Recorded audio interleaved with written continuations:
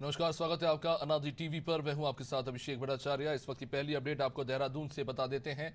चारधाम यात्रा से जुड़ी इस वक्त की महत्वपूर्ण अपडेट आपको बता रहे हैं। चारधाम यात्रा की रफ्तार बढ़ने लगी है, श्रद्धालुओं की संख्या में बढ़ोतरी होने लगी है, व्यवस्थाओं को बेहतर किया जा रहा है।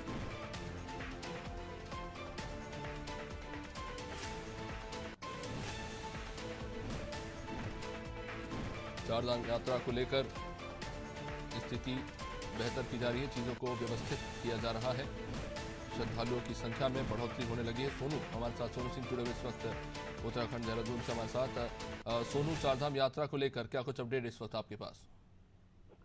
देखिए अभिषेक, जो चारधाम यात्रा है, अब इसमें जो श्रद्धालु चारधाम यात्रा करने के लिए, दर्शन करने के लिए देवभूमि उत्तराखंड पहुंच रहे हैं, उनकी संख्या बढ़ने लगी है। और एक तरफ जहां यात्रियों की संख्या बढ़ने लगी है, क्योंकि अब जो मानसून सीजन है वो अपने अंतिम चरण में है और 15 सितंबर को जो मौसम विभाग की तरफ से जानकारी दी जाती है, 15 सितंबर को मानसून सत्र जो है वो लगभग इसके बाद वर्षा काल जो है वो वर्षा नहीं होगी। तो ऐसे में अब इसी को ध्यान में रखते हुए, क्योंकि वर्षा के दौरान जो है वो यात्रा की व्यवस्थाएं प्रभावित हो जाती है, लिहाजा अब एक बार फिर से जो यात्रियों की संख्या है वो बढ़ रही है।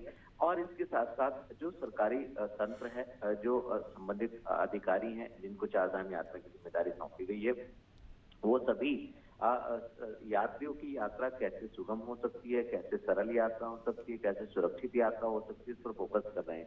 एक रोज पहले हमने अपने तमाम दर्शकों को अपडेट किया था कि जो रजिस्ट्रेशन के यानी पंजीकरण के जो स्थल हैं उनकी संख्या में इजाफा किया जाएगा। मुख्यमंत्री ने दिशा निर्देश दिए थे पंजीकरण को और सरल बनाने के लिए अलग अलग स्थानों पर अलग अलग कर्मचारी तैनात किए गए हैं, ताकि जो यात्री हैं उनको ये सुविधा उपलब्ध हो सके और ये पंजीकरण के लिए, रजिस्ट्रेशन के लिए यात्रियों को लंबा इंतजार ना करना पड़े। तो मैदानी क्षेत्रों से लेके यानी देहरादून से लेके ऋषिकेश, हरिद्वार से लेके और जो चारधाम यात्रा मार्ग है वहां तक जो है वो पंजीकरण के अलग अलग स्थानों पर वो सुविधा उपलब्ध कराई जाएगी। तो लगातार ये कोशिश की जा रही है कि यात्रा सुगम, सुरक्षित और सरल यात्रा हो सके और एक अच्छा संदेश लेकर जो श्रद्धालु हैं वो यहाँ से वापस लौटे। तो ये प्रयास किए जा रहे हैं।